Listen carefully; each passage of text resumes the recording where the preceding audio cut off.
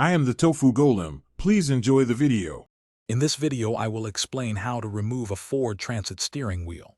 First, ensure your vehicle is off and the parking brake is engaged.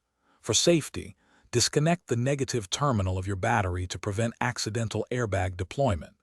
Next, make sure your front wheels are perfectly straight. This helps maintain steering alignment when you reinstall the wheel.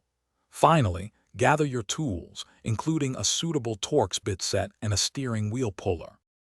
Now let's tackle the airbag module. On the back of your steering wheel, you'll find two small access holes. Using a small flathead screwdriver, gently push into these holes to release the spring clips holding the airbag. Once released, carefully pull the airbag module forward. Be sure to support it as you disconnect the electrical connectors.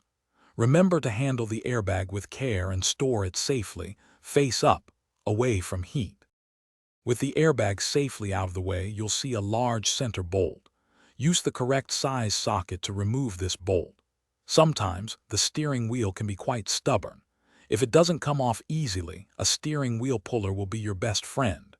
Before removing the wheel, it's a good idea to mark the steering shaft and the wheel itself. This ensures proper alignment when you put everything back together. Then, carefully slide the wheel off the shaft. When you're ready to reinstall, align the steering wheel with the marks you made earlier. Slide it onto the shaft, ensuring it's seated correctly. Reinstall and tighten the center bolt to the manufacturer's specified torque. Reconnect the airbag's electrical connectors, then carefully clip the airbag module back into place. Finally, reconnect your battery's negative terminal.